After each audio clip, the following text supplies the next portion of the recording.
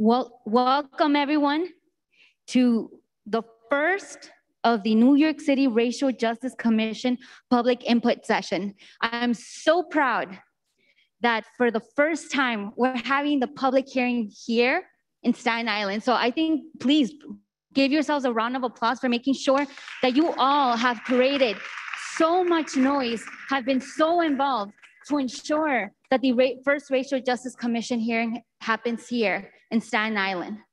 We are usually known as a forgotten borough, that we are not part of New York City, that there's not much happening in Staten Island. But that's wrong, because I see many of you here who are always in the front lines, always ensuring that Staten Island is heard, but most importantly, that our communities that are most of the time impacted are heard. I would like to start off by giving Ronti and the Gerard Carter Center team a big thank you for making all of this happen. So let's give them a round of applause, y'all.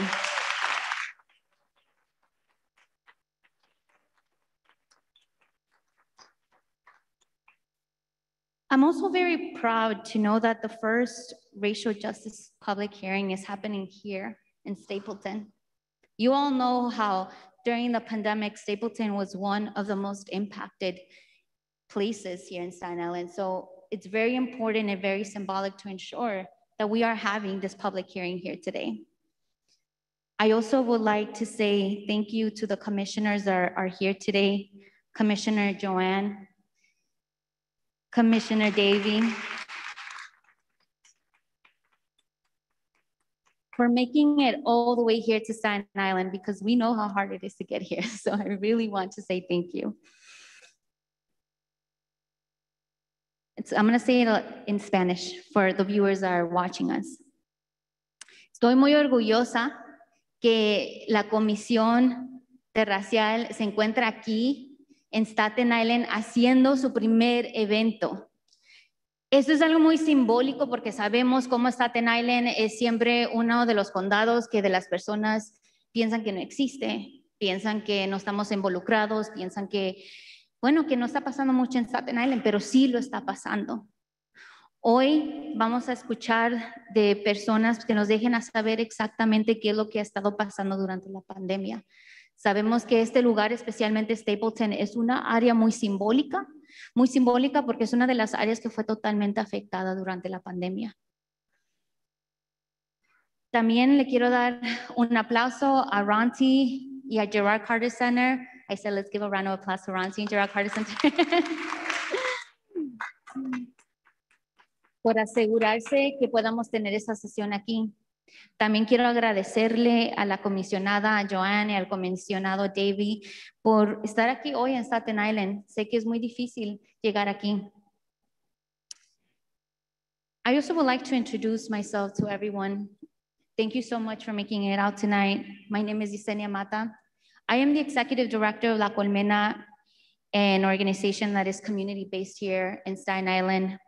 We work with day laborers, with domestic workers who were greatly impacted during the pandemic.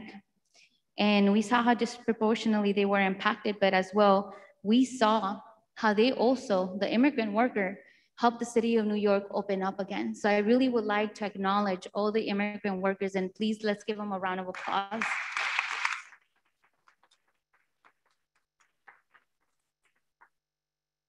Me quiero también presentar yo soy Yesenia Mata, la directora de La Colmena. Soy una de las comisionadas y bueno, La Colmena es una organización que representa a la comunidad inmigrante en Staten Island. Representamos a los jornaleros, a las jornaleras, quien fueron unas personas que fueron totalmente impactadas durante la pandemia, pero también fueron las personas que sacaron a la ciudad de Nueva York ahí adelante. Y por eso quiero darle reconocimiento a ellas y a ellos. Now moving forward, I am going to be handing over the mic to our executive director, Anusha, who has ensured that we could make this public hearing possible as well here in Staten Island. So a round of applause to Anusha. Ahora se lo voy a dar el micrófono a Anusha, a nuestra directora ejecutiva, que hizo esto posible también asegurarse que la primera junta sea aquí en Staten Island. Wonderful. Thank you so much, Commissioner Mata. So excited to be here today with the rest of the staff of the Racial Justice Commission and the commissioners who are here to host this hearing, this public input session with us here today.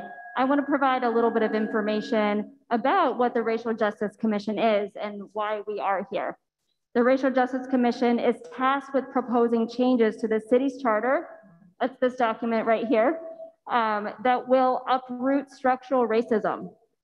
We will lay the groundwork for a racially equitable city where race is not a determinant of economic, political, social, or psychological outcomes. New York City voters will be able to vote on the Commission's proposals as ballot measures at the November 2022 election, so next year. The Commission is composed of 11 members. We're intentionally bringing here today smaller groups of commission members to host each public input session. So I just want to welcome the commissioners who stepped up to host the very first session. So what is the New York City Charter? I'm sure most of you haven't read it, and that's okay. It doesn't matter in terms of the input that you have here to share today. The Charter is the Constitution of New York City. It's the foundation of our government. The Charter determines the roles, the responsibilities of city agencies, the mayor, and local elected officials, the power they have, the ability they have to shape laws and to govern. So what can the Commission change? The Commission is empowered to propose any change to the city charter, which must be approved ultimately by New York City voters. Through charter revision, the Commission can propose direct changes that will affect you, your families, your neighborhoods, your communities, such as how city government spends money and makes decisions. It can change government in all aspects of life, from health to education, to housing, to economic opportunities, policing. It can change or create agencies. So in terms of our public input, the Commission values your expertise that you have as a resident of New York City. Every voice here matters, whether you're a commissioner or a resident of Staten Island who has come out to learn more today. You have firsthand experience on the ways that city government impacts your day-to-day life. And today we're here to listen to you, to hear what critical issues most impact your ability to feel empowered, gain access to resources and services, opportunities you have to live a thriving, healthy, and safe life. We need your help in identifying the barriers to achieving racial justice. We need you to bring to the Commission's attention the ways the government acts unfairly that we may not know about. Every testimony here will be kept in city record, and it's also being live streamed here today. And every testimony that we hear will help to shape what the Commission ultimately puts forward as ballot measures. So your input will quite literally shape what people vote on next year. At this point, I'm going to pass it to Commissioner Joanne Yu to give us an overview of today. Hi, everyone.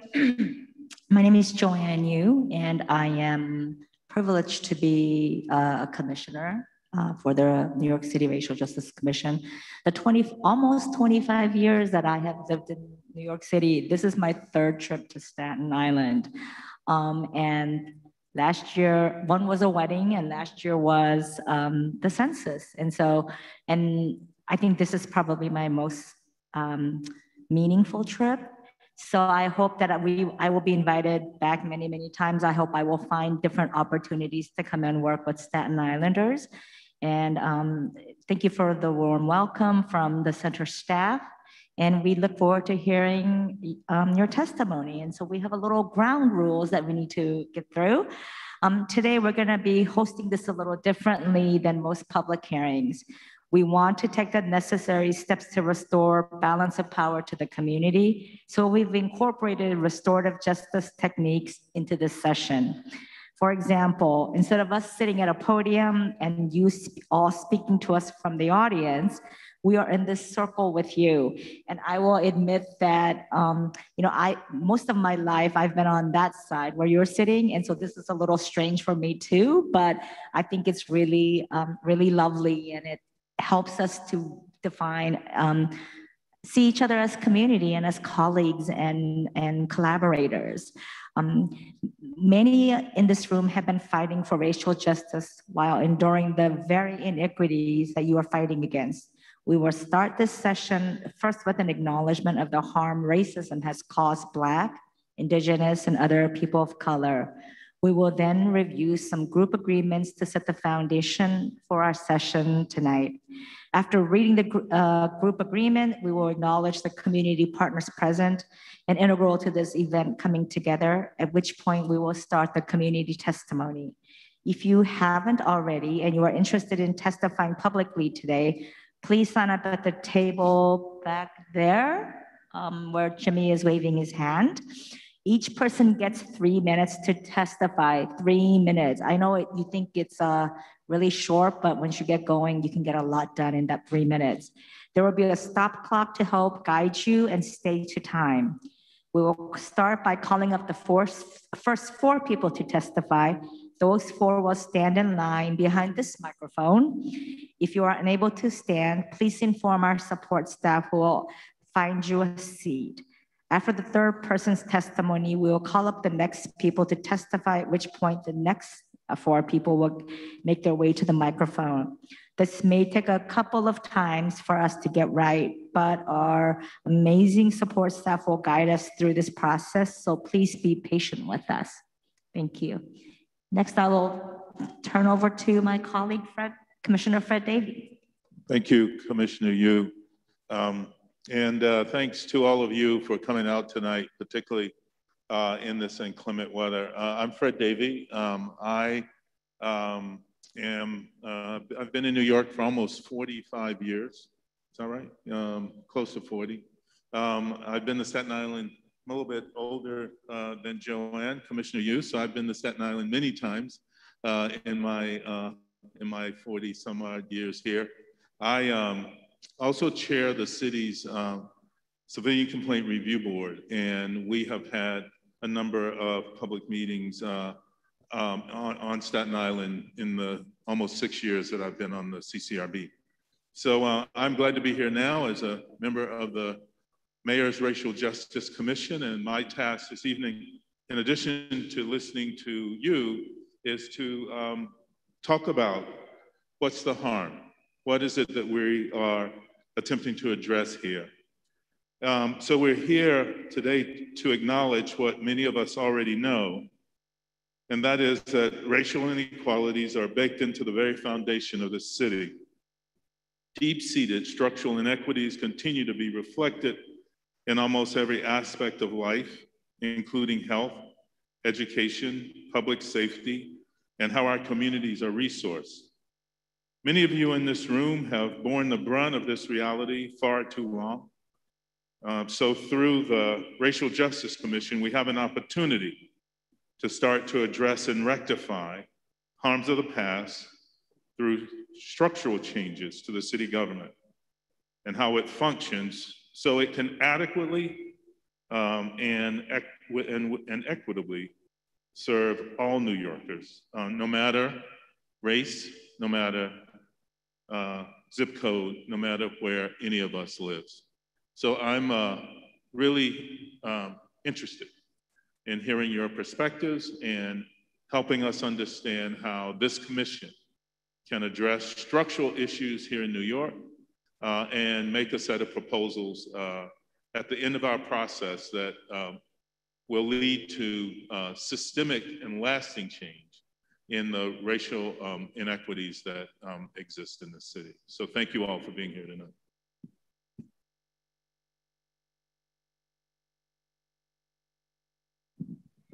So this is where I put now my organizing hat. And I am going to be calling Ronti to come up here to help me out. Before we start, as everyone's gonna have the opportunity to come up here, en este momento me estoy poniendo mi gorra de organizadora para poder dar los reglamentos, para poder empezar esta sesión, y le he dicho a Ranti que por favor venga acá enfrente. So we are going to set a couple ground rules in order for us to ensure that everybody has the opportunity to speak and as well to ensure that we can also hear everyone speak and have the opportunity to be heard. So I'm going to give the mic to Ronti. He's going to set the ground. Le voy a dar el micrófono a Ranti porque lo que va a hacer es dar ahora los reglamentos. Good evening, everyone. How's everybody doing out there today? Thank you. Clap it up for yourselves. Definitely clap it up. When we asked you at the JCC to come here to have your voices heard, this is what it looks like. So I'm really grateful. And on behalf of our CEO, Ori Lender, our Program Director of Community Engagement, we want to thank you here because this is really important that the community's voices is heard and that we use the equity model when we're thinking about racial justice. But we have some guidelines that we want to follow, right? We don't say rules because rules get broken. Guidelines are just going to help us to be able to flow and have good conversations if we do, but to make sure that everybody's voices is heard today. When we think about restorative practices, restorative justice, that means to restore, right? To kind of make whole again, to put back what was taken. And today is the beginning of us putting back what was taken, all right? So here are some of the guidelines I'm gonna read. My sister Yesenia will articulate it in Spanish so everybody can hear. So here's our first guideline. Respect for ourselves for showing up and participating and doing the work of seeking racial justice, all right? So that's the first one. Respect for ourselves for showing up and participating and doing the work for seeking racial justice. So again, I'm gonna ask you to give yourselves a round of applause for showing up. Come on, let me see your energy for showing up. You showed up. All right, next, this is a beautiful space. And when you guys leave here, our elementary kids are gonna be using this space tomorrow. So that means we need to respect this house, right? Respect for the space that we occupy. So whatever you brought in, if you see a piece of paper when you're leaving, pick it back up. Because tomorrow morning at 8 o'clock, those kids are gonna be here and we wanna make sure that the space is maintained for them and the community. Thank you. Next, respect for the health and safety of ourselves and the community. Again, respect for the health and safety of ourselves and our community. All right, that's pretty self-explanatory, but where we haven't, when we talk about JCC safe space, that means everybody feels welcome. That means an inclusive space. That means no matter who you are, right, what nationality you are, when you come into the JCC and you come into this space, and when we're talking about Racial Justice Commission, everybody's included. We will agree to wear masks. I've got my boss right there. She's making sure I wear my mask. So we will agree to wear masks and socially distance ourselves. I understand everybody's getting sick and tired of our masks, but we need to make sure that our community is healthy. And this is one of the ways we do that. Make sure we keep our mask on and we maintain social distancing. 2 more, guys, or actually 3 more. Respect for each other's right to speak, which is AKA one mic. Everybody say that, one mic. That's a little weak. One mic. One mic. One mic. All right, so we're gonna respect the one mic. When one person has the mic, one person is gonna speak. And it's important that we all hear what everybody's saying. The thing is, you might hear something that you will add to. You might hear something that might change your opinion of, right? So that's why it's important to have the one mic, because we build off of each other. One mic, one person speaks at a time. Respect for each other's time. So we have a 3-minute limit. We have enough time where everybody can have their voices heard. We do ask that you sign up because we want to hear your testimonies. This is what it's about. Everybody keeps talking about Staten Island's the 5th and forgotten borough. It's not forgotten to us. You know why? Because these issues are real to us. So this is the time to have your voices heard. Make sure you sign up and have your voices heard. All right? Respect for each other's time. You will only be given 3 minutes. 3 minutes, guys. Please respect that. Last but not least, love, honesty, transparent. Keep it real. This is the time to keep it real. This is the time to tell how our communities are hurting. and we're here. And we thank the Racial Justice Commission for choosing us as the first site. Thank you.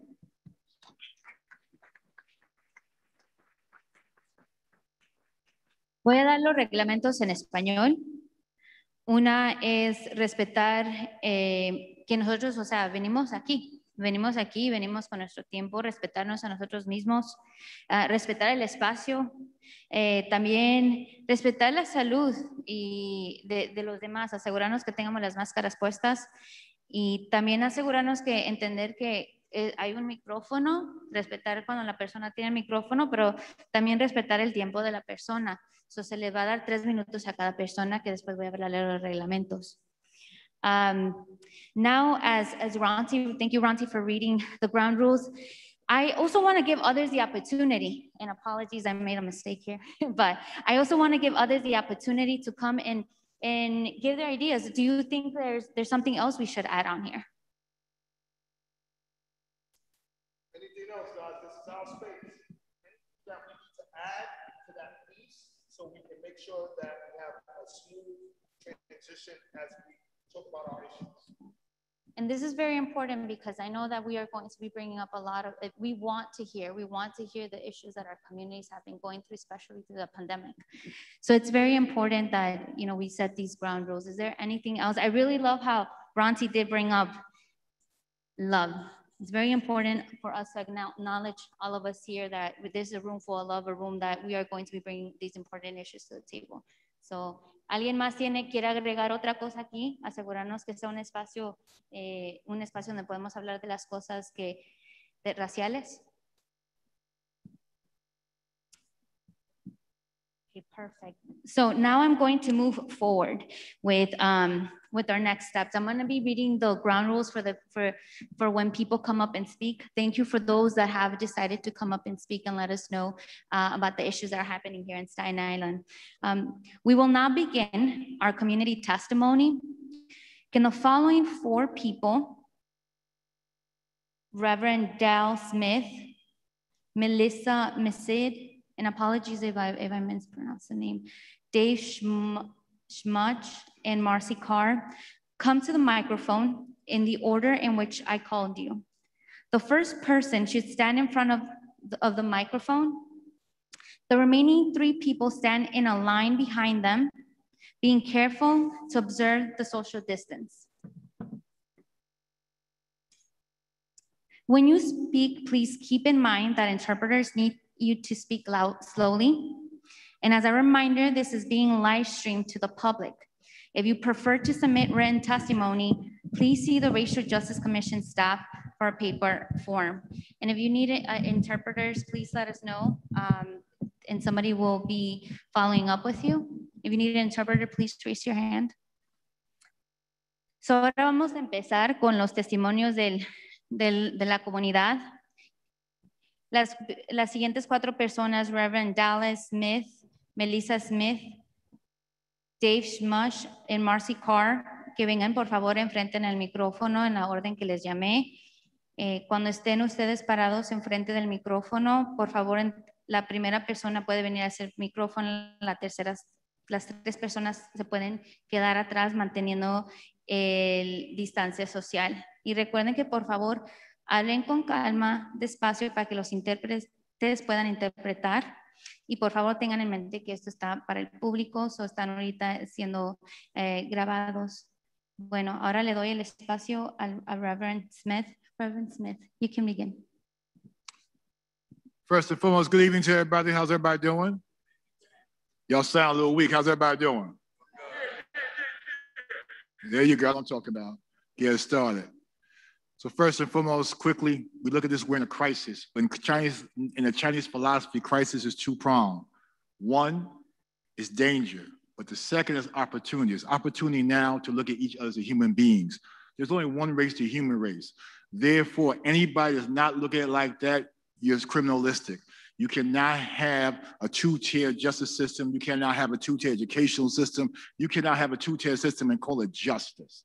It's a falsehood. We have to look at one another right now. If love is on there, love your neighbor as you love yourself. Love God as with your heart, mind, and soul. But if love is on there, how can you love me and deny me of my freedom and justice and my rights? You cannot love me, it's a falsehood. You're not integral. And that's what we're talking about right here, right now. Are you integral? Is this country integral? This is the world's greatest country in the world. The whole world is watching us, how we behaving between each other. And many times it's sad, it's disgusting, it's wrong. So if we want change right now, a change starts with us. God tells us any change you want to see, you got to be that change. So tonight, don't tell me words. Don't tell me how great it is. Don't tell me how much you respect me. Show me on paper. Dismantle what's going on right now in the justice system. Dismantle it by true policies that reflect everybody's decency. The same way you want your grandmother treated, your child treated, your mother treated, treat the person that doesn't look like you the same way. It's really that basic. It's the golden rule. But can we adhere to it? Yes, we can if we want to, beyond money. If we want a world of decency and order, we have to first be in order and be decent. It's that time right now.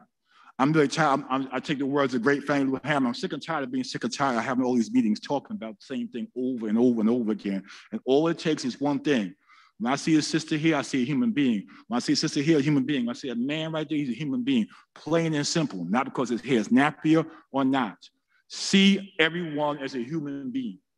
If you really believe in that, then what we have right here, we'll stop having these meetings. I want to put this whole organization out of business. I want to put this organization so they can do something else. Plant flowers, do anything else, but they should be out of business. Racial justice system, dismantle it. But as we dismantle, let's build, restore, let's build something of positivity. Let's build something that's truly loving. Let's build something that's reflective. Not for where I live, not how much money I got, because I'm God's child. I'm your brother, I'm your sister, I'm your uncle. I could be your father, grandfather, but see me as that. And if we do that, I don't need much time. If we do that, time will take care of itself. The world's greatest resource is time. It's time right now. Let's stop these meetings. Let's be about action. Let's start right now. God bless you and thank you.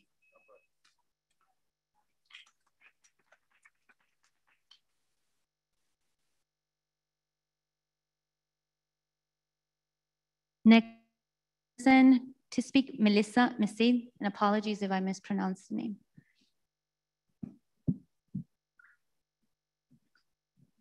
Good evening, commissioners. My name is Melissa Muccio, and I'm testifying on behalf of the Freedom Socialist Party.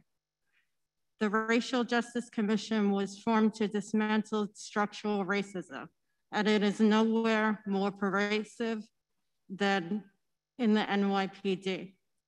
As a disabled woman, I have personally experienced systemic discrimination and have witnessed its impact on the lives of people of color, especially Black youth and women of color. For every publicized case like Breonna Taylor's, there are hundreds of nameless victims whose voices go unpublicized and unpunished, whose stories go. I say not one more victim. How many casualties of police abuse and murder will it take before you take action that is truly effective? Making police answerable to the communities they are supposed to serve is within your power. You can amend the city charter and let the public vote on creating an elected civilian review board. The Community Power Act has been introduced in the city council, but you can eliminate the need for years of, more years of work and waiting, and institute an important step toward creating a more just system in the here and now. You can give New York City voters, as well as the victims and their families, a voice in holding police accountable. Tweaks to the Civilian Complaint Review Board are inadequate. Here is your chance to create an elected body with the power to make binding decisions and remove violent discriminatory police from the NYPD. The Community Power Act would also include an independent prosecutor to criminally charge officers.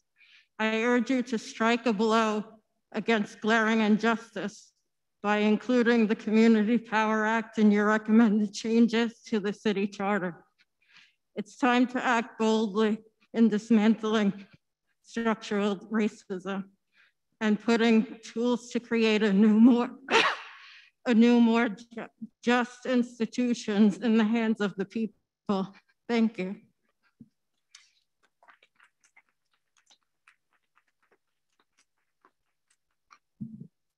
Thank you for your testimony, Melissa.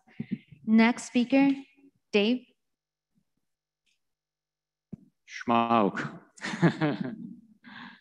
It's not my fault. I didn't choose it. Hi, everybody. Hi, commissioners. Like Melissa, who spoke before me, I'm also with the Freedom Socialist Party, and I'm here to endorse, advocate for the Community Power Act, which is sitting in City Hall right now. It's bill number 2245 for police accountability. And Inez Barron, Councilwoman Inez Barron from East New York is the primary sponsor at this point. I'm glad to have this opportunity to testify again. The Community Power Act was formerly the Elected Civilian Review Board campaign. We participated in every borough of the last Charter Revision Commission. We were the largest presence, I believe, at every one. And we were really disappointed with the results from that commission, which were to give the community, the public advocate, a couple of appointees on the current Civilian Complaint Review Board. This is not what I consider structural change or systemic change. You have the opportunity to do something real here. This idea of real police accountability comes around every so often as things in the wider world flare up. And this is not a new idea. It has been started in various cities throughout the decades. This is just the newest incarnation here in New York City, the Community Power Act. You have a very lofty statement of purpose, and you have an opportunity to do something real. Structural change and systemic change are very serious charges and very serious things to bring about. And I urge you to take this seriously. In terms of racial justice, I think policing and police accountability are at the very top of the list, and the people in the campaign for an elected civilian review board agree with me. I told you a little bit about the last Charter Revision Commission, which we testified at, and which we thought the results of which were fairly poor. So again, I urge you to put this on the ballot, this Community Power Act, which I'll reiterate has three main points. Number one is that it's elected rather than appointed. Members of the community should have some say over how policing goes in their communities. They should not be left to appointed members of a panel appointed by the mayor and the police commissioner and the city council. It should be community members, community control over the police. Number two is that this board needs to be empowered. Their decisions over police conduct need to be binding, which takes power away from the police commissioner.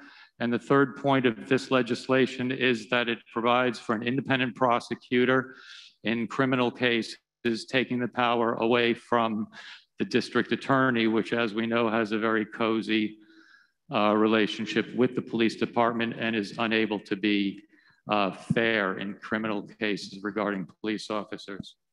Lastly, I'll just say, because we are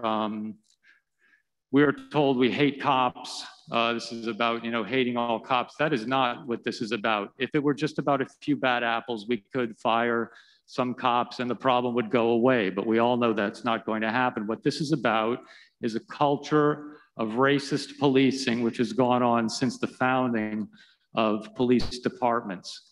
And this is what needs to change. That's what systemic change would be about. That's what real structural change would be about.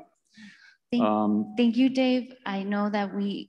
Thank you. This is only one part of the way forward, and I hope you have the courage to put this to the voters of New York. Thank you. Can I have one of those? Can I have three of those, please? So I could give it to... Thank you so much.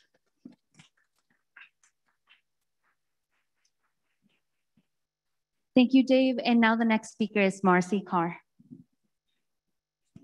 Good evening, everyone. I'm here on behalf of the Pride Center of Staten Island, as well as a Staten Islander. If you could all just do me a favor and humor me for 1 second, could everybody just put that, if you're able, put both feet on the floor? And the reason I ask you to do that is I would like to acknowledge that we are currently standing on Muncie Lenape land. And the reason I bring that up is today there are roughly still 300 tribal members living on Staten Island. The reason I came before you today is to talk about the lack of support through all systems for our BIPOC trans siblings of color, mostly the women of color. Between 2017 and 2020, 9 trans individuals were reported murdered in New York, making it one of the top 5 states that most hostile to trans people. It is most likely that the majority of trans murders have gone unreported. We like to think of New York as the most progressive place that there is. We, especially for LGBTQ issues, many youth born elsewhere come here looking for a space to define themselves. Unfortunately, progress is slow. We do get bills passed and everyone cheers, and then things are forgotten again. I want everyone to think about the fact that our trans siblings are still dying. Our BIPOC LGBT youth are still being harassed every single day, in schools, out of schools, on the streets. It is not safe for folks to walk around dressed as I am, all rainbowed, if they're people of color here in New York. Thank you.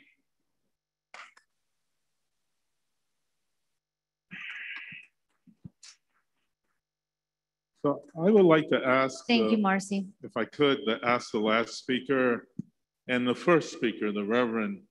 I'd like if both of you might, if the Reverend's still here, but starting with the last speaker, can you talk to us about any specific changes that you'd like to see happen in New York to address this issue of BIPOC, particularly BIPOC trans phobia and anti-BIPOC trans violence?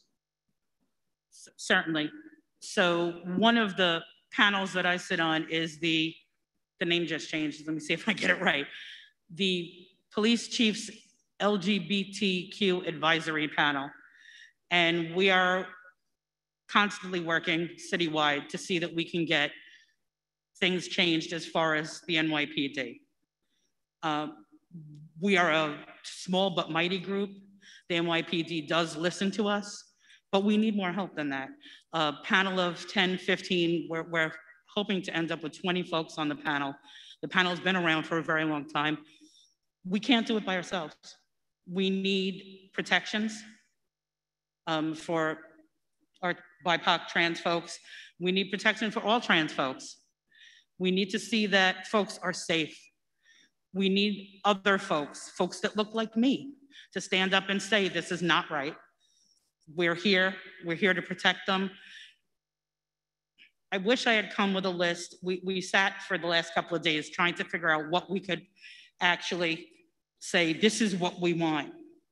And what we want is safety, and there's no way to guarantee that that's gonna be a thing. So in lieu of safety, we'd like some protections. Protections that everyone else wants. No one in this room is a stranger to, if not yourself, someone who has been walking while Black, driving while Black. We want protections to make it safe to be in our city. Thank you.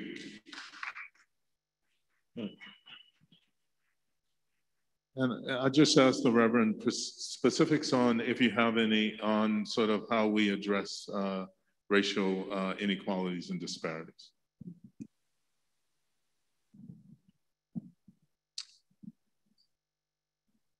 First of all, thank you, Commissioner, for being so thoughtful to allow me to speak again. So real quickly, there has to be consequences to your actions. So if you're going to have a policy, as we educate people right now, they got to adhere to education. I'm retired military. It starts with the top up. If a CEO comes on board, He wants fresh haircuts, everybody gets fresh haircuts. It's the same way racial policy. If the top says we will no longer tolerate racial injustice, things change. We all work for agencies, we all work for departments. You know, it tells from the top. If your CEO, whatever, who's on top, really, really believes in that change, guess what? The whole place changes. And that's what we need, Commissioner. We need some teeth, some power to say, listen, if you cross this line, you're racially insensitive, there's consequences to your actions. And once we establish that, and unfortunately, I'd rather have teaching and punishing, but sometimes we have to teach through consequences. I thank you.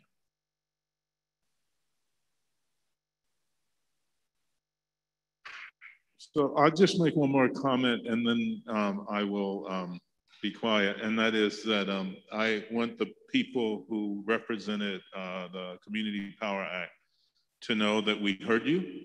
There will be a full debate, public debate about all these issues somewhere in this process. And we'll have an opportunity to engage around these issues. There are obviously different points of view on them. Having sat on the CCRB and chaired it, I have my perspective, which I'll share at the appropriate time. But I want you to know you were heard. Commissioner Mata got your flyer. We know how to get the act. And we will have conversations about the kinds of structural changes you've recommended.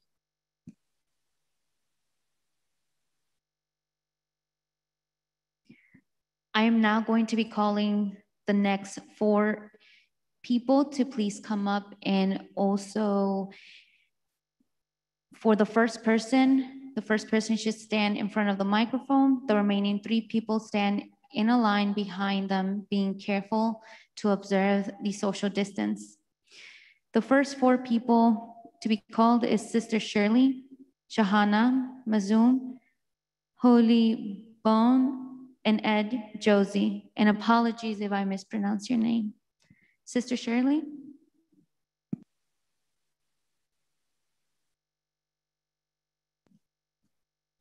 Hi, I'm old school. I'm called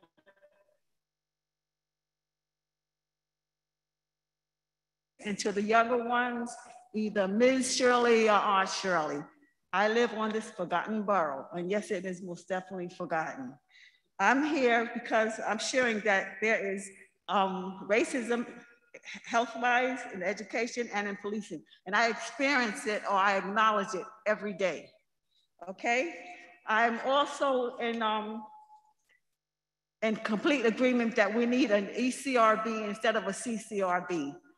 Many moons ago, I have gone to the CCRB, and it was a total waste of my time because they have, and they continue to have, no power whatsoever. We need to have it so that we can elect the people to be there for us and stop having the police themselves. As far as education is concerned, there is utterly unfairness when it comes to the education here on Staten Island. Here on the North Shore, it's inept, while on the South Shore, it's much better for the children over there. And also, we do not need to have so-called security guards in our schools treating the kids like criminals, okay? As far as health is concerned, it is substandard.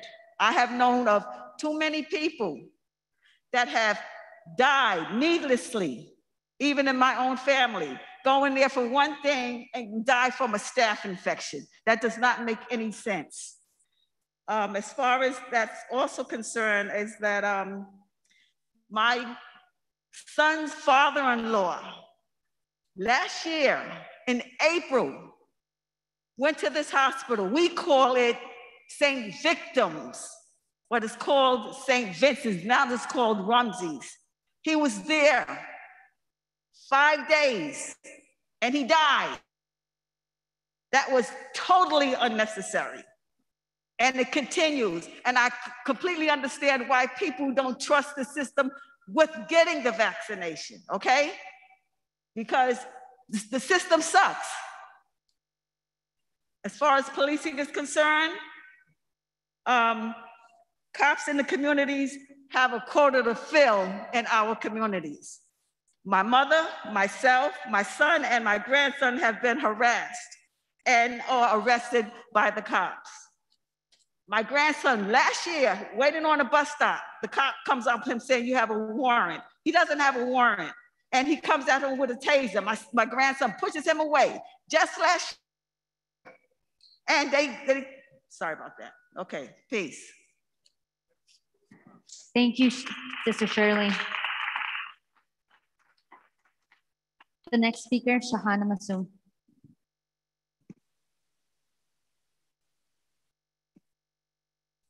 Good evening, everyone, and thank you for Social Justice New York City to have this event.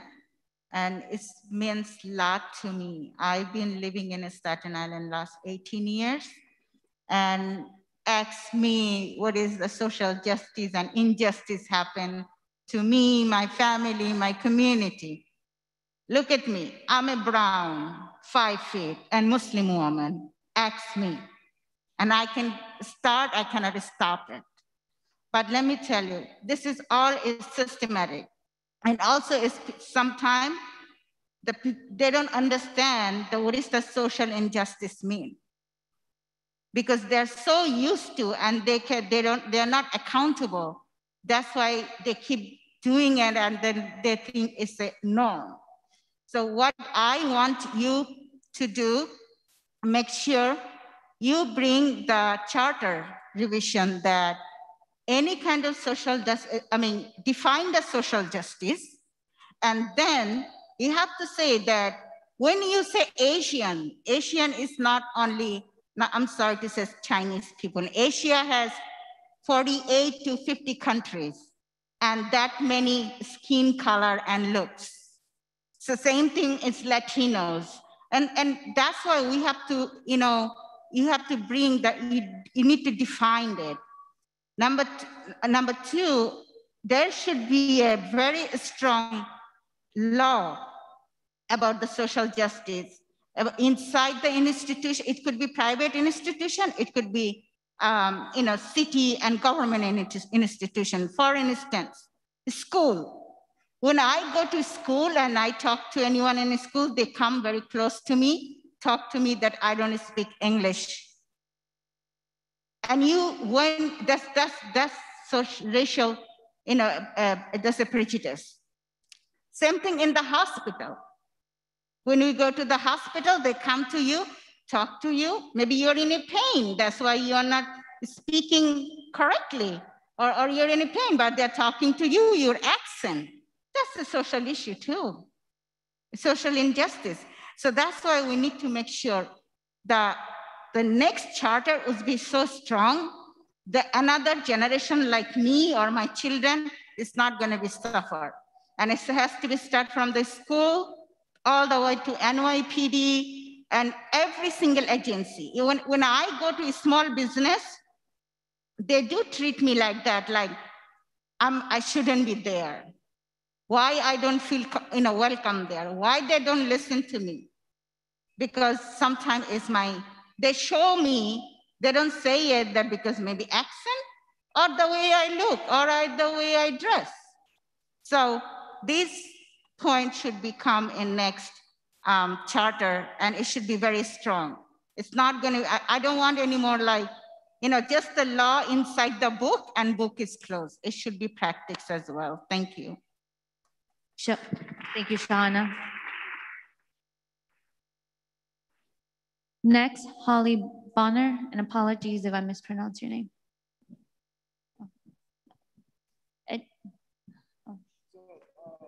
Good evening. My name is Sadiq Suleimana. I have the privilege of serving as the Assistant Director for the Center for Intercultural Advancement at Wagner College.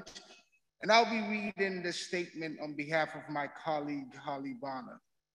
Good evening. My name is Reverend Dr. Holly Bonner. My pronouns are she, her, hers. I'm one of the commissioners currently representing Staten Island on the City Civic Engagement Commission. On behalf of Wagner College, Division of Campus Life, we would like to thank the Racial Justice Commission for taking the time to have this valuable meeting right here on Staten Island. We deeply appreciate this opportunity to provide insight and offer suggestions for solutions that might be used to dismantle systemic racism through the city's new charter. As one of the 3 colleges located within the borough, we firmly believe that the 4 overarching principles can help guide New York City government towards a more racially and socially just environment. All New York City's reform must be committed to reinstating civil rights, restorative justice, dignity, respect to the communities that have been targeted by systemic racism. All reforms must be holistic, recognizing that racism is a pervasive system that holds a tight iron fist on Black, Indigenous, Black people of color communities. They must not be haphazard menu options, but be a cohesive approach. All reforms must be participatory, enabling BIPOC communities and independent civil rights organizations to share decision-making. In particular, our local Staten Island community members must be empowered to introduce priorities and offer meaningful insights. All reforms must be intersectional, acknowledging the greater diversity among BIPOC communities, including but not limited to economic status, immigration status, gender, sexual orientation, pregnancy, religion, disability, HIV status, and ethnicity, which is intertwined and can deepen the inequalities in our societies. Finally, we would acknowledge that the committee members here this evening to devise a strategic plan that promotes utilizing voices of young people, in particular, our students at Wagner College, who are passionately committed to engaging in opportunities that work towards diminishing racial social inequalities. Wagner College wants to support this commission in achieving, and our borough in achieving and reimagining our city with the hopes that we can one day become a national standards of excellence with regards to racial justice and equality. I am Sadiq Suleimana, and here today is also the Assistant Dean of Students at Wagner College, as well as Reverend Holly Bonner. Thank you.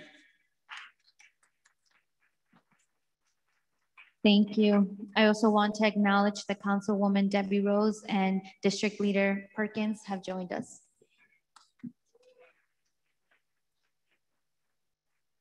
The next speaker, Ed Josie.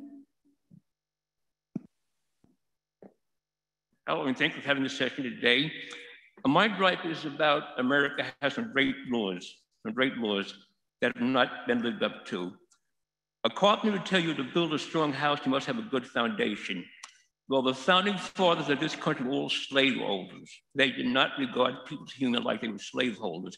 So therefore, the foundation to begin with was very weak in this country. And that foundation lives with us today. Now, it's been said that education is the route to a successful life. Now, in 1954, the NAACP won a case called Brown versus Webb Board of Education. This document was supposed to eliminate segregated schooling in this country.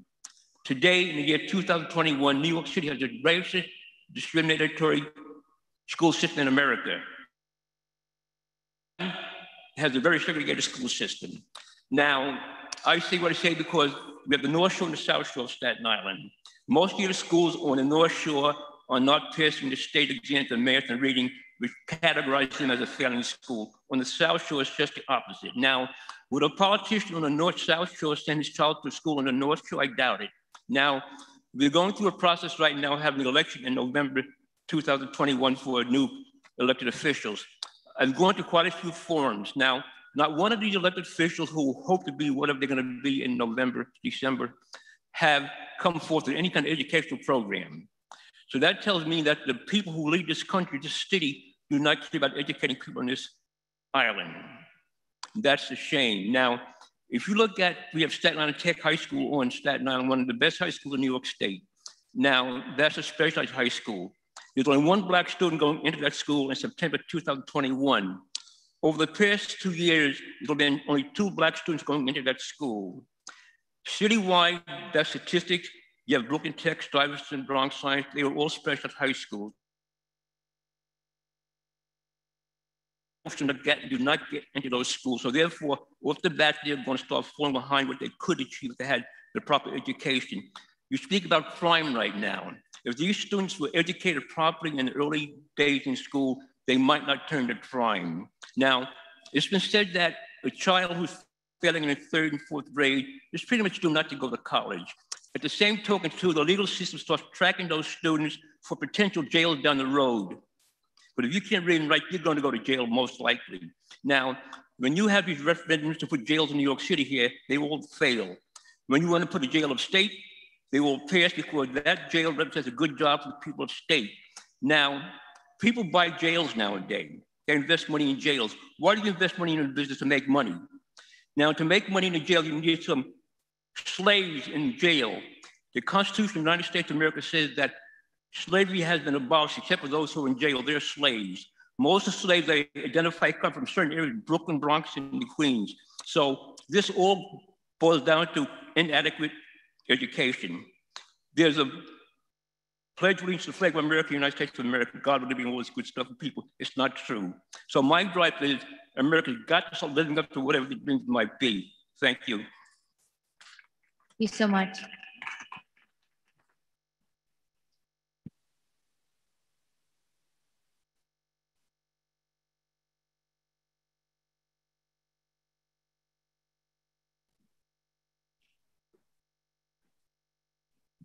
I will now be calling the next 4 individuals.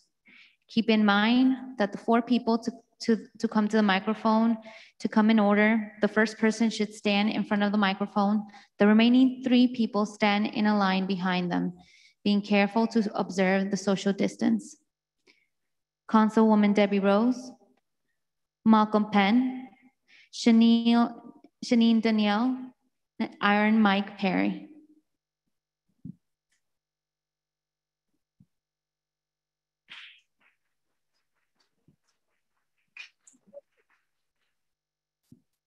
Good evening, commissioners. It's really great to be able to say that and acknowledge that all of you are people from the community who have experienced what real life is in our communities and the disparities. So I want to say welcome to Staten Island, and I'm looking forward to the outcome of the work that you're going to do. You know, we must first look at and deconstruct the city charter through an equity lens. In our city, the cries for racial justice have been deafening, covering a full range of issues. We hear it in the stormy protests of Black Lives Matter movement and calls for police reform. We hear the repeated calls for culturally competent healthcare, and then into the high maternal mortality and morbidity rates among Black and brown women. We hear it in the pleas for affordable housing with calls for the end of racism that dictates and limits where Black and brown people live and determines what substandard, under-resourced, racially segregated school their children will attend. And we hear the demands for the equitable distribution of resources, access, and opportunities for communities of color. We also hear a cry for the end of gun violence, and we hear the outrage over the attacks against Asian Americans, immigrants, refugees, and Muslim Americans. But we cannot talk about racial justice unless we are prepared to discuss the racial inequity in housing, healthcare, employment, and education. It's no secret that Blacks and other people of color were hit hardest by COVID-19, and many are being left behind as the city recovers. We heard Sister Shirley talk about healthcare disparities between the North and the South. We clearly have a demarcation line, which is the Staten Island Expressway, known among native Staten Islanders as the Mason-Dixon line. And we can see those disparities. During the pandemic, the North Side didn't have any testing sites. The testing that was available was a drive-in, a drive-through. So people who did not have a car didn't have access to testing for more than 3 months of the pandemic. The pandemic has underscored the inequities in our healthcare system and in the economy. We were really hard, it was hard to get PPE for our responders and our essential workers and our hospital. We have an obligation to examine how racial attitudes have established these inequities as the status quo. And we have an obligation to do something about that. You know, today I passed Intro 339, which was given the domestic workers, mostly Black, brown, and immigrant women, the same protected rights that every other workers in New York City, you know, have access to. It took this long for them to be looked at through an equitable lens. It took me 8 years to get that bill passed. There is a compelling need to expose and address the root causes of our segregated neighborhoods and schools. We must take a hard look at redlining and the dearth of affordable housing. We need to focus on policies that ignore people who live in transportation deserts and food deserts with no major grocery outlets, no direct routes to public transportation, and healthcare disparities, as well as environmental justice. We have to look at the mayor's policy on homelessness. Everybody deserves a home, but we have to do that smartly. We have to make sure that there's permanent, affordable housing for the homeless. We need to make sure that when a shelter is put in a neighborhood, it's not a neighborhood that has been created and is suffering from lack of resources, under-resourcing, and is overburdened. The policy has to change. The mayor is willing to force shelters on communities, but not force affordable housing, permanent housing for people. That policy needs to be looked at. We need to address bureaucratic policies that allow some schools to fail, mostly again in Black and brown communities, because they're located in these same communities that have been redlined.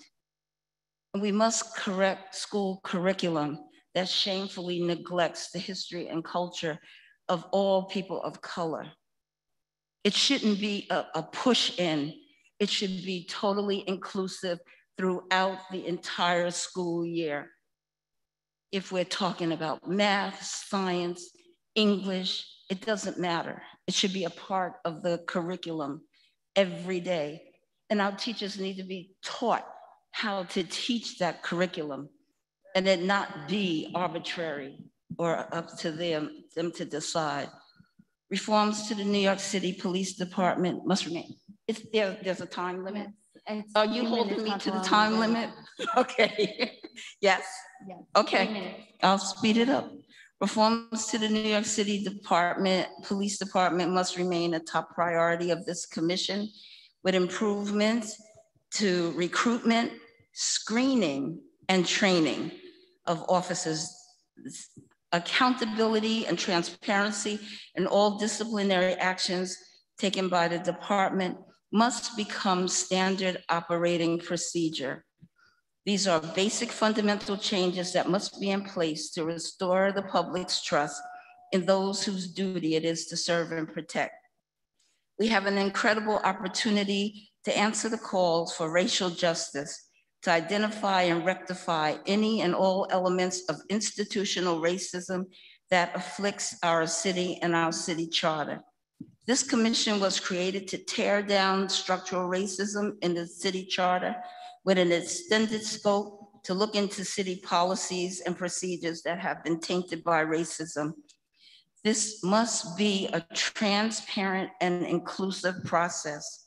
We live in what is unquestionably the largest multicultural, multiracial city in the world.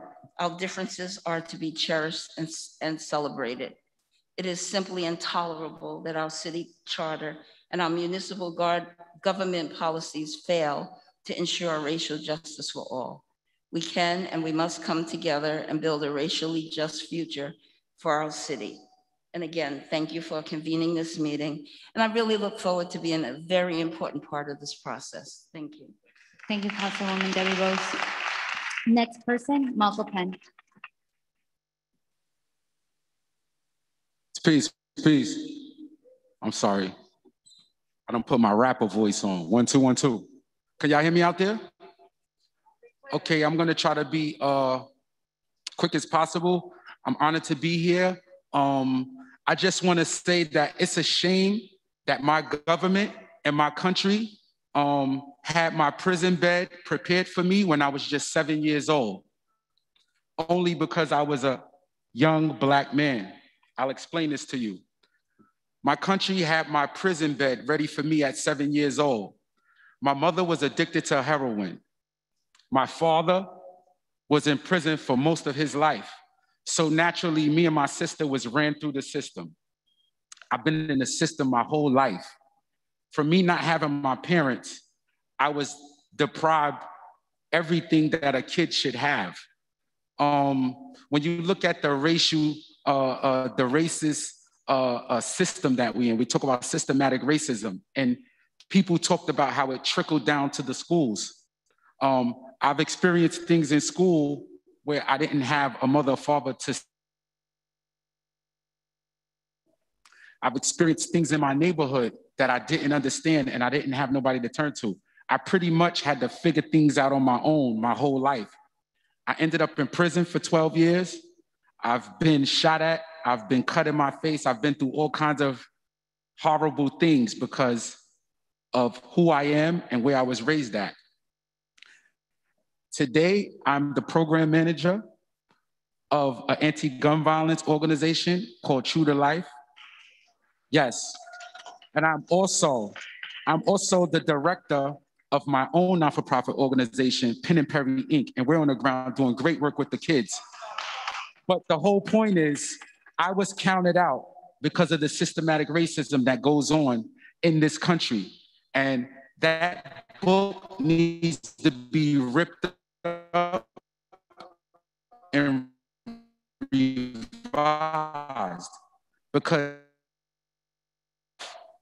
it's really, really, really, really a big deal. And our Latino people, our Black people, we're all affected by it. And everybody is quick to jump on the mental health wave, but Staten Island has no long-term mental health facilities, nowhere in New York. You know what's the biggest mental health facility in New York City? Rikers Island. Rikers Island. I have a friend on Rikers Island. He's been there for 2 years. He's in a mental health facility and he does have mental issues. They can't determine whether he's a criminal or he's crazy, but he's still in a mental health facility for almost 2 years. So now when you speak about a person coming home to these communities with mental health issues that were never tended to, you're talking about people with mental health issues that are drinking alcohol, that are taking drugs, that are not being met by professionals. They come back to the community and they have a bunch of fluffy programs, nothing that helps them, nothing that speaks to the problems and the issues of our communities. So today, we all need to be working together to craft a pathway to success to uplift our communities and to inspire our youth to provide the supplies, tools, knowledge, and expertise for them to be successful in any possible way. That's my time, y'all. Peace.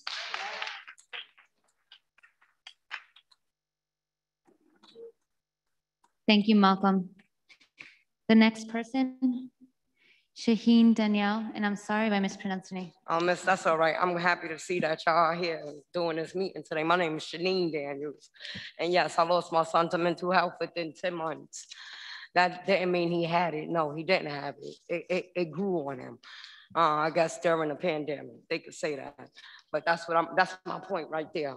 A lack of researchers, all right? I care about education, health, community, all right?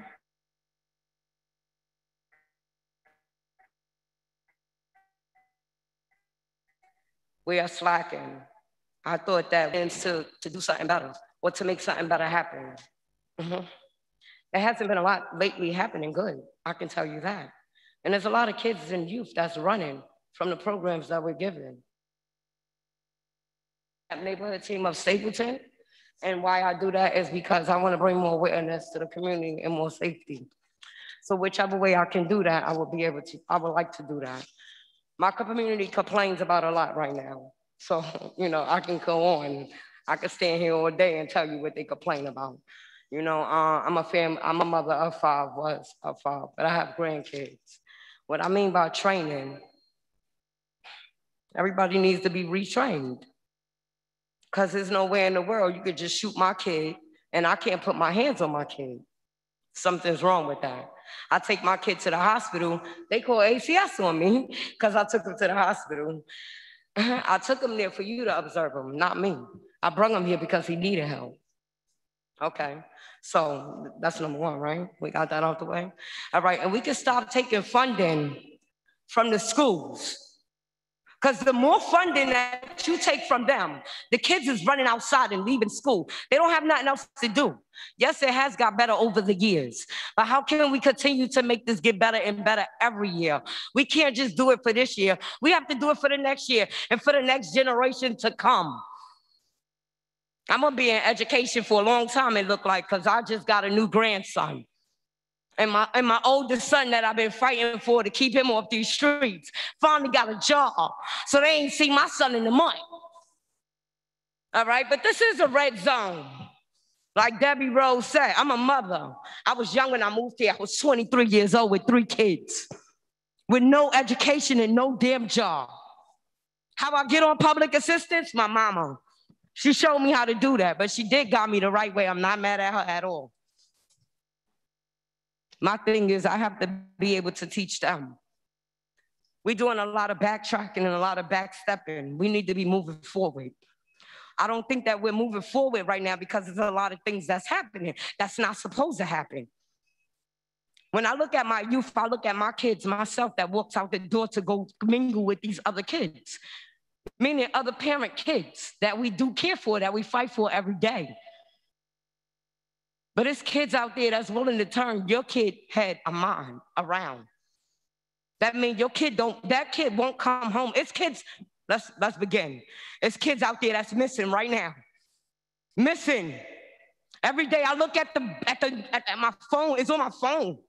I can't, and I have mental health issues. Some of us can fight them, some of us can't. So let's talk about it. What are we willing to do to make this better? Stop taking our funding for 1, and we're gonna stop turning our backs on our kids for 2, because it's too much of that. And we're gonna stop letting the cops shoot them instead of us hitting them. You understand? That's what we're gonna do. Thank you. Thank you so much, Shanine. The next person, Aaron Mike Perry. Peace, everybody. Thank you to the commission. Thank you to my brother Ronti, the Carter Center, everybody who put this thing together. Really quick, it's 2021, y'all. And here we are. We're still here fighting, talking about what we need, talking about what we're going through. I mean, man, it's 2021, y'all. We're still voicing our opinions about the lack of resources for Black and brown communities. It's a travesty to me. They talk about trust the process. Can we trust this process that we're in right now? That's the question. I'm speaking for the people in the community. Can we trust these processes, right? I wrote a couple of quick things down just to get into a couple of points. What does the follow-up look like, Human Justice Commission? What does the follow-up look like? How can we get our voices, concerns, solutions in that book on that table? Or is it possible? Right? That's the reality. I'm speaking for the people in the community. We're sitting with the mayors, with the governors, we're voicing our opinion about the lack of resources in our communities. And it just seems as if we're 60, 70 years old and we're still in meetings and rooms like this fighting and asking and talking about what the hell we need as a people. I think it's very important that we address that and we talk about that, and the people in position understand the positions they're in and do what they can to really try to get our voices and concerns in that book. Very important. Again, everyone in this room understands what Black and brown, under-resourced, under-loved communities need. We're preaching to the choir, we're preaching to each other. What does real change look like? How do we get there, y'all? How do we get there? I'm not gonna be 60, 70 years old in here, right? Or will I be? That's the question. Police accountability, systematic racism, we're all in a system that we do know for 100% surety was against Black and brown people, okay? So now we're fighting against that, all right? Look at the conditions that we live in. When you walk right outside of this building, a lot of my friends and myself, we've been to jail. I ain't been to prison, but I've been to jail. This looks like a jail tier, the conditions that we live in outside, Stapleton projects. It looks like a jail.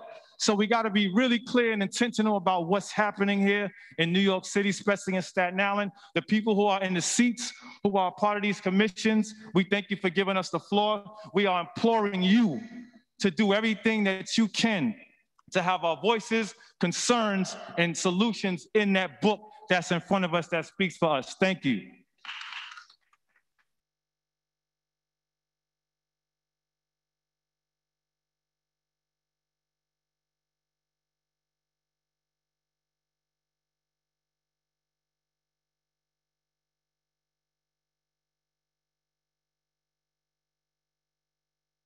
Thank you, Perry.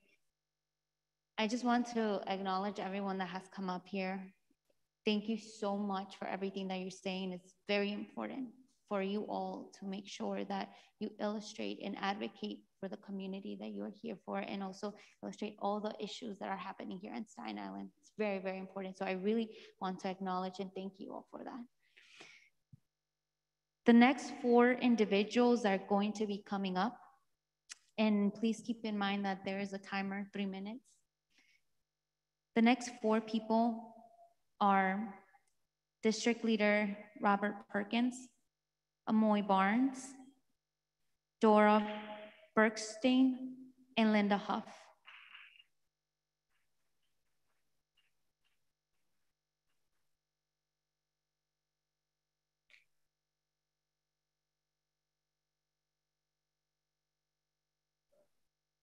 First and foremost, thank you all, ladies and gentlemen, very much for coming out tonight. Everybody talked about the difficulties that they had coming to Staten Island, and tonight you actually get a chance to hear about the difficulties we have living on Staten Island. And I would think that coming here, right, is more of a benefit sometime than living here, which is a damn shame. What I will say is, thank you all for inviting me up to the microphone. My name is Robert Perkins. I'm the first African-American district leader on Staten Island in Staten Island's history. Right, and it's through building relationships. I'm not a native Staten Islander. I was born in Harlem, raised in the Bronx, and Staten Island adopted me. So thank you. So one of the things I want to talk about, I mean, they covered just about everything, and we can be here to tomorrow night, talk about the atrocities that's happening on Staten Island. One of the things I want to speak to is education, especially in these schools on Staten Island. I work for New York City Health and Hospitals. I'm a COVID tracer. I do 90% of my work on the South Shore. Elementary schools over there looks like college universities. I was a school director right around the corner. And our schools on this side look like 5 miles of bad road. Same funding. We had things like save rooms, where a kid, he can come to school hungry, and instead of tending to that hunger, he go to a room with 10 more kids that's hungry and turned up. And it was a norm for some. It wasn't a norm for me. So it was problems for me because I had to deal with that and deal with the people that put him in that position. But I'm saying all that to say is we had a school, IS-61. My daughter goes there, and the principal, who is no longer there because they made her retire, she didn't have Black History Month. I went up there and kind of acted a little fool because I think culturally wise, we all should be understanding different cultures. When it comes to our kids in our schools, I believe when I look at some of this institutional mindset they put on these kids in prison pipelines, I'm thinking, you know, all these kids are not going to college. So since everybody's not going to college, let's try to get us some sustainable kind of income. How is that? Through job trades, carpentry, plumbing, electrician, entrepreneurship. I've been blessed to be able to do a lot of workshops in this community here at JCC. I spoke to Mrs. Linda tonight, and I'm gonna ask her publicly, can we do some of that here? All right, let's give her a hand for that, because I'm gonna hold her to it. I promise you I will be in Mrs. Linda's living room. I think we really start to have to hold the JCCs, not this one. This one does a lot for the community. The Project Hospitalities, the UAUs. We have all these abandoned stores. These guys are coming out of prison, going back to do the same thing. Let's teach these guys something more besides recidivism. Let's get some trades for them. Maybe they don't have felonies. They might not have a shot. And if so, then maybe those kids that's turned up will have their daddy home and they won't be as turned up. I mean, it's simple solutions if you really want to change, if you really want to make a change. It's a lot more to say, but we have to start holding these people accountable. You know, when I come home from work, my kids don't want to hear about Donald Trump. They want to know what's for dinner. My job is to put that food on the table, but I want to make sure that they're able to put food on their kids' table without going through the prison system too. Let's teach these kids something else besides how to, you know, be so desensitized from seeing these candles and balloons in front of the building, and then go to the next one, which symbolizes death. Then go to the next one and see the same thing, and you wonder why these kids and this mental health things is happening. Let's get these kids to do something different, like get off their block. Let's get these kids to do something where they have to go. If they're going to take a trade, they might have to leave their community. Let them see something else besides death. That's all I got to say.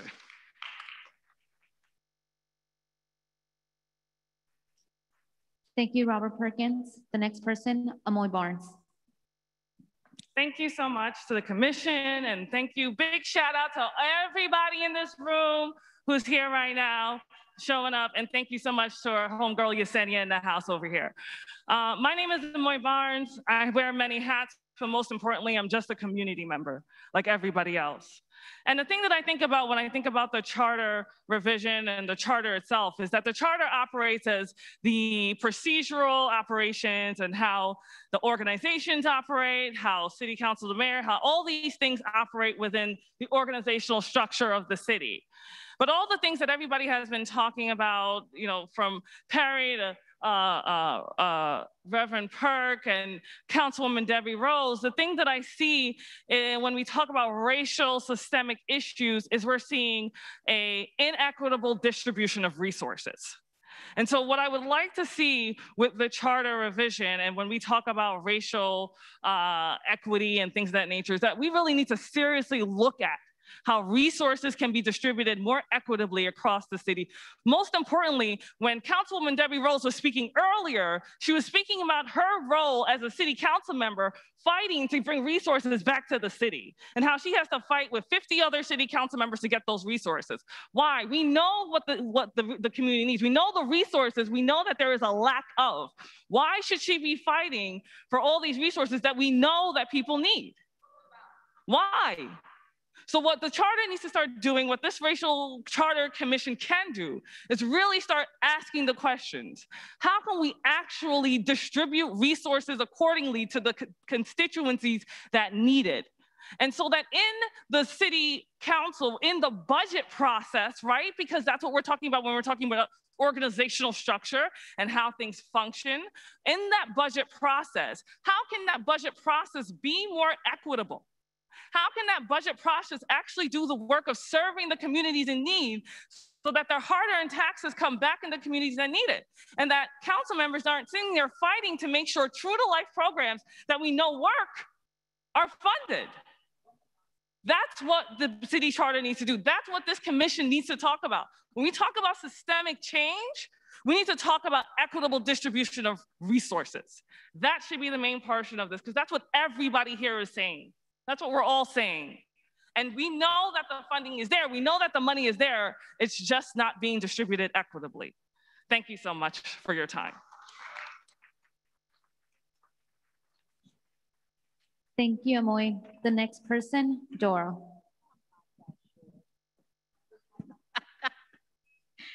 Good evening, everyone. You know, I'm looking at the time, but I'm not really looking at the time. I was asked to come and speak, but what I want to say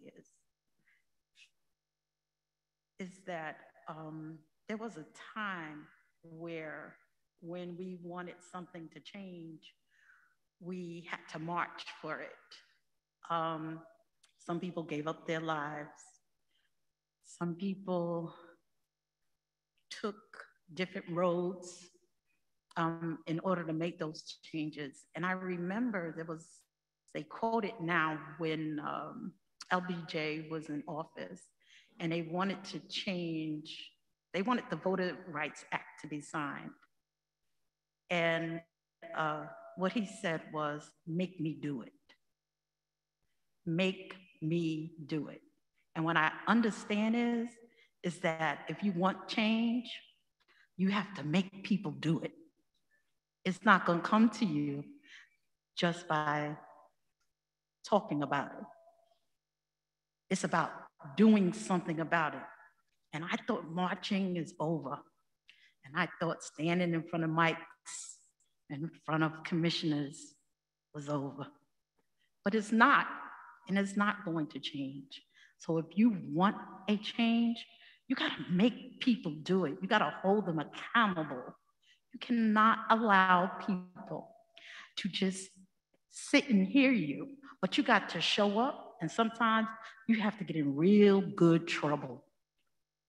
Real good trouble. One thing I'm going to I had a reflection of when I lived in Staten Island all my life, right? I remember the first time I learned about Black history in school was in college. I went 12 years in public school without learning one thing about what Black people contribute to this country. One of the things we do need to do is we need to make sure that Black history is being taught, is being made to be taught in our schools, especially in those neighborhoods that know nothing about people of color. They know nothing about it, and that's why they can go on continuously being ignorant, and then one day growing up to be our cops, our firemen, our doctors, our nurses, because they know nothing about us. So I think that's a good place to start. Start with education. Make this something that has to be taught in public schools. So that's all I'm gonna say. Thank you, Dora. The next person, Linda Huff. Good evening. My name is Linda Huff. I am the Director of Community Outreach with the JCC, and I work with the senior citizens here in this community. Before taking on that position, I was a parole officer. I've worked in the school system, and I also worked for the state. All the systems that are put in place have failed people of color, women, senior citizens, and it is time that we have a voice. As a mother giving birth to a child, and you have to bring your child to a building that replicates a jail, it's a failure. As a person, senior citizen, walking with a cane, in a wheelchair, and you're told that fresh fruits and produce is gonna be in your community at 9 o'clock in the morning, and you're standing on the line for 3 or 4 hours. Is that fair? A child in high school is stressed out because guess what? The system again is failing them because all the schools are focusing on is a Regents exam. What about a decent education? What about allowing the children to be free to learn and to explore and to expand and to grow and to take a look at what's outside those doors besides focusing on the Regents, the anxiety that we cause them. Because guess what? Every system that is in place to help people of color, women, children thrive and be successful, we fail them every day. How do you tell a child that they're supposed to live in a building with a metal gate around the door, around the wall? That represents freedom? No, it does not. You go on the other side of the island, you do not see a New York City housing project that looks like this. You have a building here in this community for the people of the community. And what is allowed? The police ride right by. They see gambling, shootings, drug sales, prostitution. Is that fair? When are we going to come together to provide the necessary resources and services that's going to help the people in all communities thrive, be successful, active, ready to learn something new, energetic, inspired? And when are we going to put those kind of people in the school systems to teach the children it's okay to be different? Educate them about people of color or wherever they come from. That's the only way that we're going to have success. Stop closing the door. Open up their minds, expand, bring in programs that are going to make them want to learn, that's going to be there. And those same people that we are teaching, make them come back and give back to the community. Let's bridge the gap between the seniors and the young people. Let's put better lighting in the housing projects across the island so that there's people in the community can feel safe, especially our seniors. Let's have them, make them want to come outside. They can't come outside to this. It's an injustice. An injustice. And I'm not a New Yorker. I never saw anything like this before. So when I came here, straight out of college, as a case manager, that was traumatizing. Let's talk about the trauma in the Black community with our young Black boys and girls. It's thrown by the wayside. You know why? Because you see them as behavior problems. Get to the root of the problem. Let's talk about the trauma. Let's deal with it. Let's not stop filling our kids with pills and shots and things like that. Let's get to the root of the problem. Our children are being victimized, but it's being thrown by the wayside. That's all I have to say.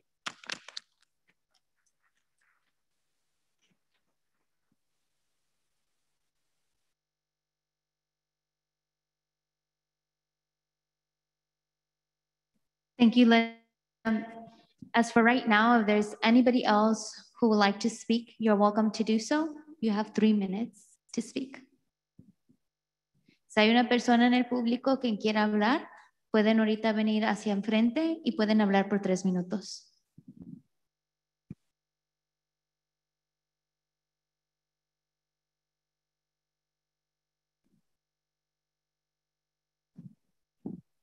How's everybody doing? My name is Michael Williams.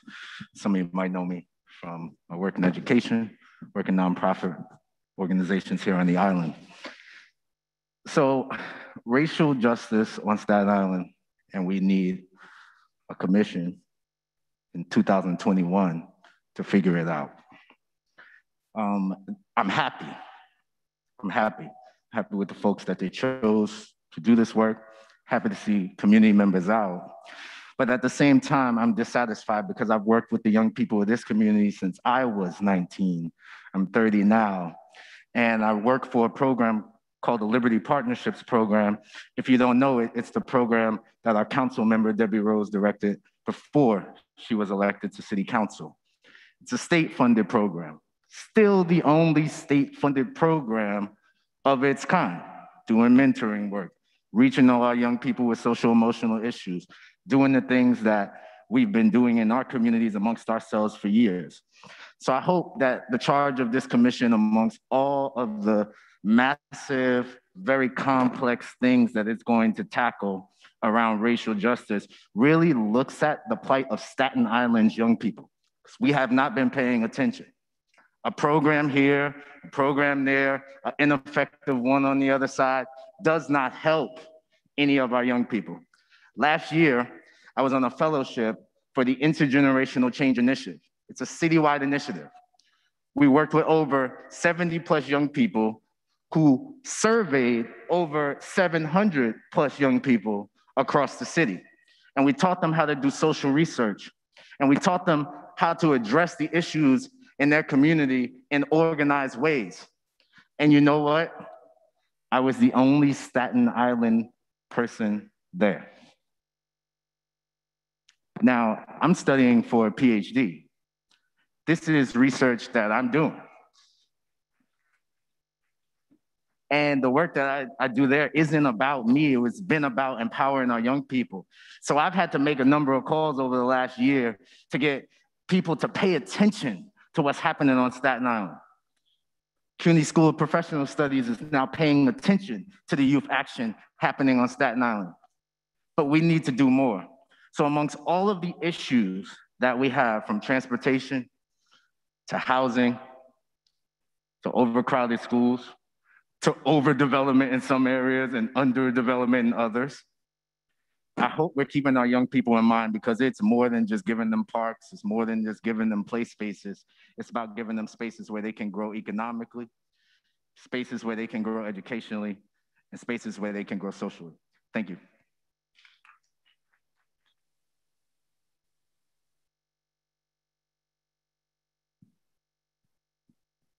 Thank you for your testimony. Gracias por tu testimonio. Is there anybody else in the public that would like to speak? ¿Hay otra persona en el público quien quiera hablar?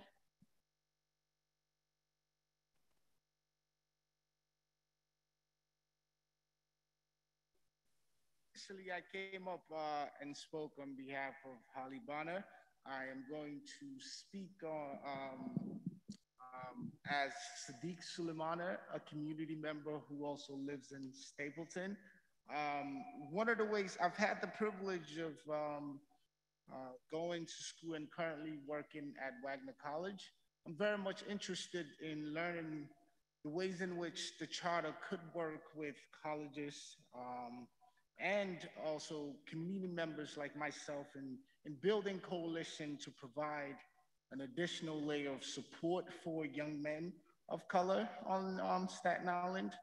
Currently, I have partnered with the Eagle Academy Staten Island right in this Stapleton, and the partnership was based on a research that looked at the prison population up in upstate New York.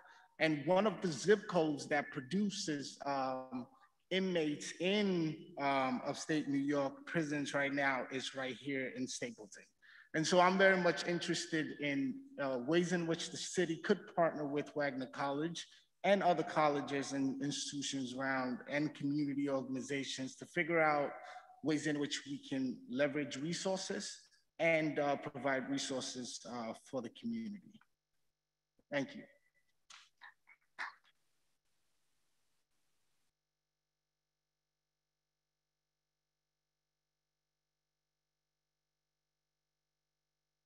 I love the question, what does follow-up look like? And as I'm listening to all of you, I can tell you that I was feeling pretty hot because my entire career, I've been on that side. I've been standing at that microphone, looking at that countdown clock, thinking, oh my God, what am I gonna say for the next 3 minutes? And I certainly can't speak for all of my fellow commissioners, but I can tell you that we all have been at that side before. This is my first time doing anything as a commissioner, right? So as you sit there, I see myself in each of your testimonies and the advocacy and the activism that I've had to lead. The commission, we can tell you, we are all very, very committed because your experiences and what you're telling us, it's lived experiences for us. And it is our shared commitment that our work together will have impact, not just for now, but for generations to come. And we know our charge, and our charge is big, but we are committed to doing the best that we can and fighting really hard to make sure that these kinds of conversations are a thing of the past, and the fact that, and there will be plenty of ample opportunity for us to be celebrated and to live as community. So I am grateful for your hospitality. I'm grateful for all of your testimony. I heard every word. I took lots of notes and I've felt it so deeply. I hope that we are invited back, and I hope that I am invited back to do work here. So thank you very much.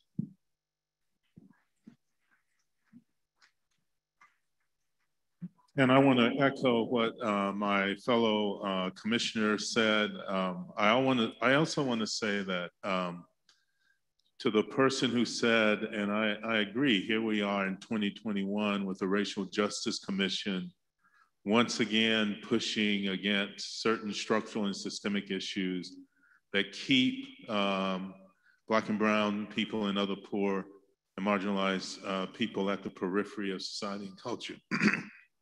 And it is unfortunate that we have to be here again. I started this kind of work. I think I went to my first community meeting in the little town I grew up in when I was about 7 or 8 years old.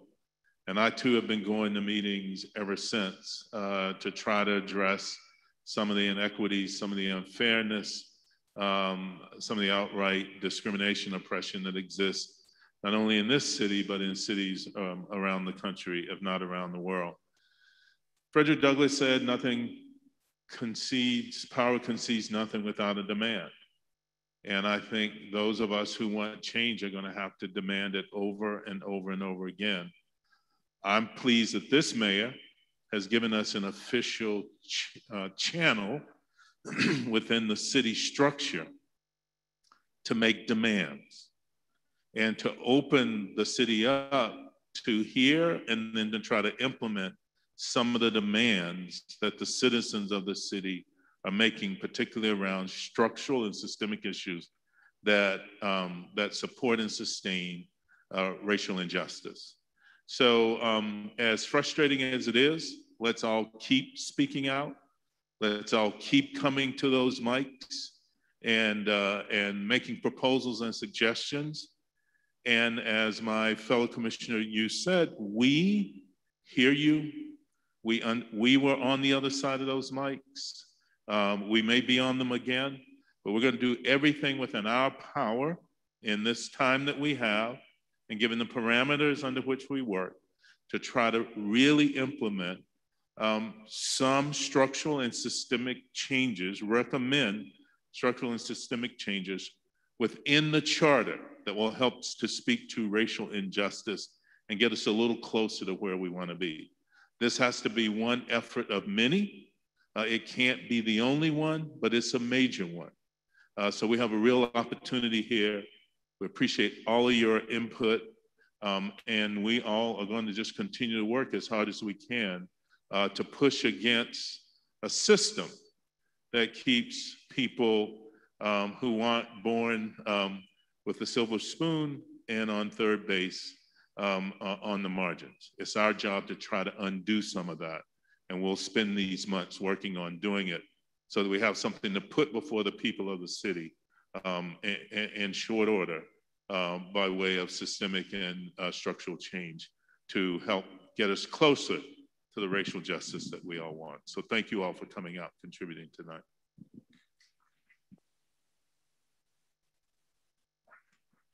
Before closing up, I do want to give Sister Shirley a minute to finish her story. I know she was indicating a very important issue and a very important topic here in Staten Island. I do want to make sure that she's given the opportunity to finish her story.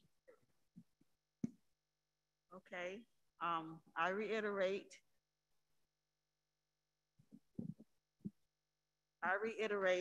when it comes to people of color here on Staten Island, and unfortunately all throughout the United States, there is a problem with policing us. My mother, myself, my sons, and even my grandson have been harassed or arrested by the cops. The last one was with my grandson. He was 17 years old last year, waiting at the bus stop just to go home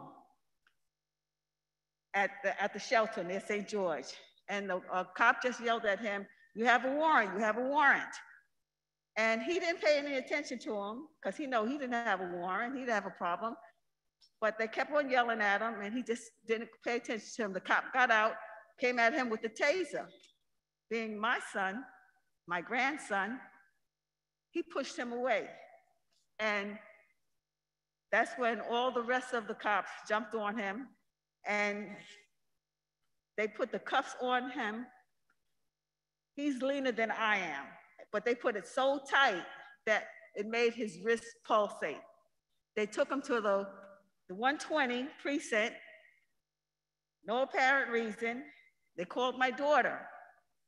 My daughter went down there and they let him and her go, right? He was walking home and they held her, and then she caught up with him and said they want him to come back. They took him back into the car and just drove him around. Finally, the cop said, you could go. No reason, they had no reason whatsoever. That's just what they did to my grandson just last year. And this has been going on for years and years and years. We need to stop it. And we need to make people acknowledge what has been happening for years and years and years. And the cops need to be held accountable. I don't feel that they're out there to protect me. I feel more protected doing things on my own than them being there for me. They should not be able to kill somebody and not to be held accountable. Before Eric Gardner, there were two other people who were modern day lynched here on Staten Island. There was this brother in 1994. His name was Ernest Seance in the area called Park Hill. It's the largest Park Hill community of Liberians outside of Africa. And he was just there, and the cops just took him and choked him up. No justice. In 2002, there was this brother named Alfred Nelson. On his own accord, he went to the hospital we call barely breathing. He went to emergency psych. He did not want to stay there. They choked him out at the gate. This continues. This should not be continuing. If it was supposed to be the way we're supposed to be treated, then there wouldn't be an Eric Gardner. There wouldn't have been an Alfred Nelson. There wouldn't have been an Ernest Seance. And there most definitely wouldn't have been a George Floyd. And I'm tired of hearing, okay, this is when the movement started. This has been going on for years and years and years. And it needs to stop. And we need to be working together, because it's not about me, it's not about you, it's not about you. It's about all of us. And when one is wrong, we need to come together and make that one be accountable and not say it's not me. It's not all of the police. Because if it was all right, then they wouldn't be able to be getting away with it for so many years. Peace.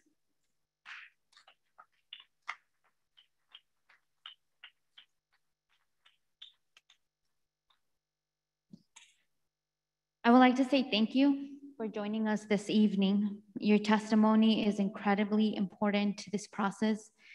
And keep in mind that it's also public record. And we will take notes and will help shape these recommendations. If you didn't have the time to testify today or didn't feel comfortable to testify today, or something does come up, we really want to hear from you. You are welcome to submit your testimony online by visiting us at our website, nyc.gov/racial justice. And you can also find us on Twitter, on Instagram, Racial Justice NYC. And well, on a personal level, I am a Staten Islander. And when I found out that the Racial Justice Commission was going to be coming here for its first hearing, it definitely made me happy. It made me happy because I knew that many of you were going to be coming out and illustrating the issues that are really happening here on Staten Island. It is very different and a bit difficult, as Joanne mentioned, when you're sitting on this side. But as each one of you came up and did your testimony and illustrated exactly what was happening, I was rooting for you inside, because it's really important for people to really hear us and listen. Listen how we have been fighting here on Staten Island to ensure that we are heard, to ensure that we are not the forgotten borough. And a round of applause to you all for making sure that today Staten Island was heard. So a round of applause to you all.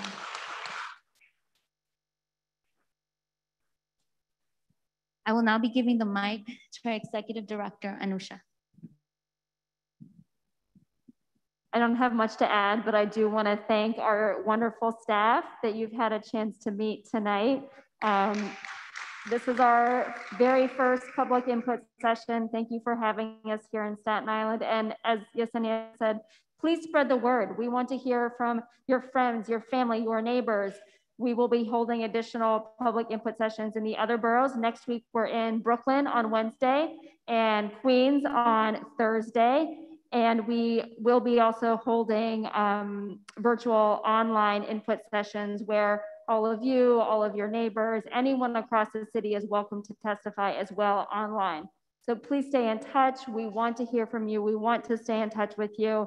And thank you so much for sharing your stories and your ideas tonight.